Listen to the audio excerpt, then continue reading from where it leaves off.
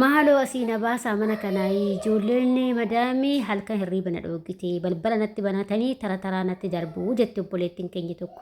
Mee sagalee ishii dhaggeeffannee walitti adeemne nyaadha ibada jechuudha. carraati. Shanshiti beetiin dhugu. Ijoollee dhiiraa qabdi. Ijoolleen dhiiraa immoo jechuudha galgala kanarra futaan bula. Taraa banii barrii ol natti bananii ol galanii ijoolleen sadi taraana qabani.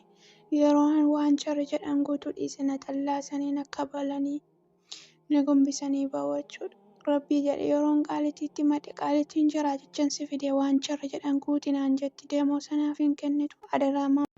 Waan baay'ee nama gaddisiisu akkuma viidiyoo amma dhagahaa jirtan kana sagalee kiraarii irra jiraafan viidiyoo mucaa kanaa hundasaa akkasuma mucaan irratti waraabame kanallee hundasaa dhageessuu dide kiraarii xiqqoo qaba jechuudha. Egaa obboleettiin keenya kun kan jirtu Saudi Arabiyaa keessa. Iddoo ishiin jirtullee lookeeshinii asirratti argamee jira. Mucayyoon kun siqaayii namni argine argaa jirti biyya Saudi Arabiyaa kana keessatti. Mucayyoon kun akka jettutti nyaatallee hin qabdu dhugaatii bishaan shinti beetiin dhugaa. Nyaata yeroo isaan manaa deeman nyaadhaa dhossite nyaadhaa. Kanaan boodatti ani hirriiba hin qabu. Ijoolleen dhiiraa sadii tara taraa darbanii natti taphatu. Yoo ani didee na tumu.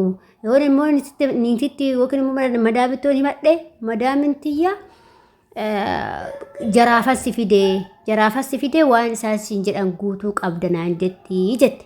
Isa malee illee immoo obboloota koo waan baay'ee garaa nama nyaatu wayi jireenya biyya ormaa waan ishiin ijoollee keenya goon hin qabdu. Isa malees obboleettiin keenya kun maal jette ani kiraarii irra jiraafa sagalee kana irraa balleesse. Mucaa tokko kan xiqqoo qaamanii hir'uuti jira. Isa heerumtee jireenya bareedaa jiraattaa. Yookiin immoo yoo ati isa heerumuu baatte sin ajjeesa naan jette madaamintiyaa jetti. Waan baay'ee nama gaddisiisu. Ijoollee keenya irratti akkana gochaa jiru. Imbaasii keessattuu imbaasiidha kan wanti kun ilaallatu. Adaraa keessan imbaasii biraan gahaa wanta kana jechuudha. Ashamaa akkam jirtu hordoftoota kabajamtoota koo nagaa keessanii ani nagaa kooti galata waaqayyoo isinillee baga nagaa taatan baga jiraatan sin jecha. Egaa hordoftoota kiyya akkuma mana kana dhuftaniin laayikii gochuudhaniin sheerii gochuudhaan namoota bira akka gahee dhimmi mucayyoo kana dhimma lubbuuti waan ta'eef dhimma lubbuu kanarratti immoo hundi keenya waan gahee keenyaa bahuu qabna. Waliif sagalee ta'uu qabna. Obboleettii keenya kana hedduu nama gaddisiisa. Nyaadhaan tun nama nyaatti dhugaa waaqayyoo jechuudha. Obboleettiin kunis akkuma anaati akkuma si'iitiin nan daragadhettee biyya Saudi Arabiyaa dhuftee mucayyoon kun siqaayii hedduudha kan ishaan argaa jirtu. Siqaayii namni arginu lookeeshiniin ishii immoo magaalaan sun magaalaa himee jira mucaanii. Lookeeshinii irratti asin maxxansa lookeeshinii ishii himamee jira. Iddoo ooman cinaadha jedhan Saudi Arabiyaa keessaa gara oomanitti achisetteedhaan. Iddoo mucayyoon tun jirtu. Egaa obboloota koo mucayyoo kanaaf hundi keessanuu sagalee ta'aa fi adaraa keessa sagalee ta'aa fi ijoolleen keenya akkatti goddaamaa jiru. Ijoolleen keenya laa ajaa'ibuma nama qabsiisa ijoollee kun namni sararatanyaa ilmaan ofiitiif fidu na nyaate waan dhugaa waaqayyoo jechuudha. Hedduutu akka nama gaddisiisa baay'ee laphee nama cabsa wanni isaa irratti hojjechaa jiran jechuudha mucayyoo kaarratti. Namni sadii nama gudeedu jechuun maal jechuudha namni sadii jechuun mucayyoo silaa sararatanyaas taatetu gudeedamaa yookiin hojjettee jechuudha. Bara nama sadii ishii gudeedee jechuudha. Ijoollee sadii halkan malee hirriiba malee na bulcheette. Laalaamee waan gochaara. Mucayyoo irraa waaqmaa jedhiiti rabbi jedhiiti mucaa too himattu rabbi jedhiiti waaqmaa jedhiiti asii na baasii manuma kanaa na baasii maaloo du'aatan jira. Lubbuun mitiyaan akkana sii bahuu jechaa jirti. Egaa kaa maaloo obboloota koo adaraa keessan hundi keessan iyyuu mucayyoo kana sheerii godhaatii namoota dhimmi ilaallatu biraan gahaati mucayyoo kana akka wannuma ishee achii baasan baqa. Mucayyoon kun akka achii bahu yoo achii baate malee mucayyoon kun lubbuu ishiitti baa jechuudha. Yookiin mucaasa heerumtee jiraattaa yookiin lubbuu itti tasis ajjeesaa jettee jirti mucaa naafa wayii manaa qabdi isallee jechuudha. Laal nama sadii kana maleettuu nama sadii ammasitti taphataa booda deebitee immoo ani akkamitti xiqqishuma jarri kun akkamitti akka yaadullee beeku. Booda immoo deebitee obboleewwanumti irratti taphatanii ka'aniit immoo mucaa ishii kana immoo naafa mucaa tokkotu naafni mana jira isaa fuudhuu heddii jechuudha. Isatti heerumeettiin. Kan isaanii eenyutti itti heerumaree namni itti heerumu hin jiru kaa. Kan isaaniiti bakkeenya shamarri isaanii kan naafatti hin heerumtu. Kan keenya immoo sararatanyaa dhufee akka sararatanyaa kan dhufe sanittuu immoo naafatti heeruma. Isa malees immoo nyaanni hin jiru dhugaatiin hin jiru. Mucayyoon kun jechuudha bishaan kan dhugdu shintibeetii keessaa dhugdi akka hin duuneef. Kana malee ijoollee sadii irratti taphatti mucayyoo kan irratti.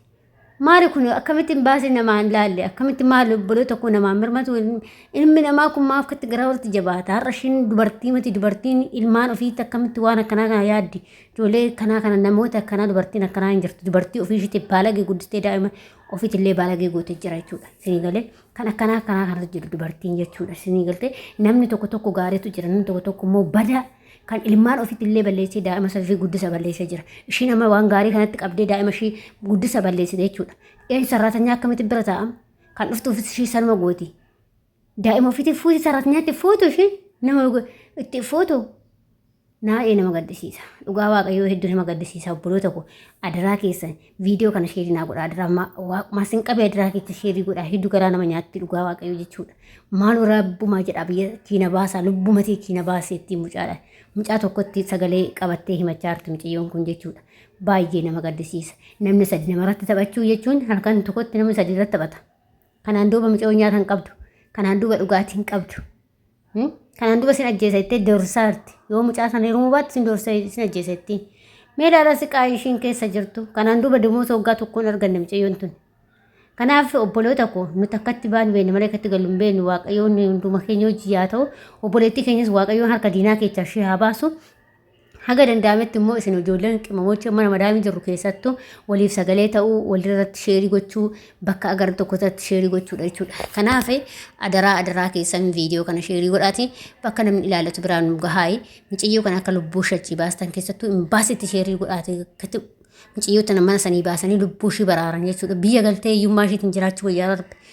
Ande biyya keenyattuu seeratu jira har'a biyya ormaa keessatti seerri guddaan kan jiru har'a mucayyoo kana biiroo keessatti wannaa keessatti gola madaamii keessatti akkatti ijoolleen irratti dararartee hirriba ishii dhoogiti jechuudha. Maali bootula gudeedamuu baane moo nuti maal qoyi nuti nama nu dubbatu hin qabnu yeroo hundumaayyuu kan siqaayii argu kan waa hunda argu ijoollee biyya arabaa kana qofa jechuudha. Keessattuu ijoollee Saawud Arabiyaa yeroo jechuudha. Siqaayii hedduu agarra garuu nama nu dubbatu hin qabu baasii nu dubbatu hin qabu mangistii nu dubbatu hin qabu kanatti nu irratti taphata ilmi namaa jechuudha. Abboon feetu ijoollee keenya irratti taphata jechuudha. Mirgi hin jiru. Kanaaf adaraa walii mirmadhaa obboloota koo baay'ee nama gaddisiisaa adaraa keessan mana akkanaas ni ta'uu baannan ijoolleen illee mana akkanaa qabdan dafaatii lookeshinii ergadhaa dafaatii namatti mirmadhaa miidiyaa qabdan irratti mirmadhaati akka dhafanii mana sanii sin baasan jechuudha. Har'a mucayyoon tuni har'a namni sadii irratti taphachuu jechuun hedduu sitti ulfaata. Dubartiin nama tokkooyyuu hin dandeessu. Maaliif dubartiin sa'aatii ammaatti dadhabduudha bar dubartiin dhugaa rabbi. Kanaaf mucayyoon kun hirriba sin qabdu nyaata sin qabdu dhugaatii sin qabdu. Kanaan duuba immoo hin gudeedu jechuudha. Nama sadiin itti darbanii irratti taphachaa jiru jechuudha. Kanaaf adaraa keessan imbaasii keessattuu imbaasii Itoophiyaa kan jedhamu san biraan nu gahaa. Isa kan ijoollee teenya waan akkanaatu irratti raawwachiisaa jiru jechuudha.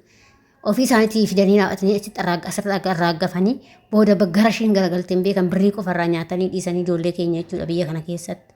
Dhugaa imbaasii asiiti bar rakkina guddaa qabu warra doon imbaasiin nu dubbata ta'eeti ijoolleen keenya akkanatti hin dararamtu biyya namaa keessatti jechuudha. Akka Filiippoonota akka lammii biraatitti bulla jechuudha. Fataan nama Filiippiiniin takka Filiippiinii waa taate argachanii hin beektan biyya kana keessatti jechuudha. Kan waa ta'u gani biyyuma keenya zeeguma keenya bichaadha jechuudha. Itoophiyaa bichaadha. Kan nu ajjeesan kan qalan kan akka godaadan kan waan barbaadan godhan jechuudha. Itoophiyaa keenya bichaadha. Kanaaf haga danda'ametti adaraa keessan kaa obboloota koo adaraa keessan sheerii gochuudhaan nama dhimmi ilaallatu biraan nu gahaa mucayyoo kan akka mana sanii baasanii nagaadhaan mana biyya isheetti galti maatii isheetti galtu jechuudha. Maali boo yoo hojiin hafee yoo shunkurtii nagadanii jiraatan yoo siqaayee kanarra biyya keessatti iyyummaadhaan jiraachuu nu wayya rabbi. Dhugaa waaqaan iyyummaa sana filadha malee akkatti dararamee jiraachuu kana filadhu. Kanaaf haga danda'ametti immoo isin sheerii godhaatii namoota biraan gahaa warri immoo ijoolleen mana akkanaa keessa jirtan dafaa ofirraa mirmadhaa ofirraa iyyadhaa u'uu jedhaati sa'aatiin gara miidiyaa iyyadhaatii dafaa mana sanii bahaa isin hin taa'inaa mana san jechuudha. Har'a mucayyoon tun waggaa tokko guutuu irratti taphachaa ba'an jechuudha. Hedduu nama gaddisiisa. Sirumaa saratanyaa qaxartee fi ijoollee ishiitii irratti haa taphattuuf saratanyaa qaxarte mana sin hojjettiif ijoollee ishiitiif isin gudeedamtu jala ciiste dhugaa rabbi. Maali kun niitiin illee sammuun dhuunfaa? Dhugaa rabbii jedhaa namni tokko sammuun isaa qaramnee jira jechuudha. Kan ofii ishiitii beektu daa'ima ishiitii illee barsiifatti beektanii baalageen. Inni akkas isiniin jedha hordoftoota kiyyaa akkasuma warri mana kanaaf haarawaa taatan kan sabiskiraabii gochuudhaan maamila keenya ta'aa warri ta'artanis galatooma ulfaadhaa akkasuma immoo yaada fi qeeqoo qabaattan Komentii jalatti barreessuun dagatinaa isin jedha. Obboloota kooyi sheerii laakis gochuun dagatinaa nufa nama bira akka nu ga'uu fi viidiyochi kun isin jedha.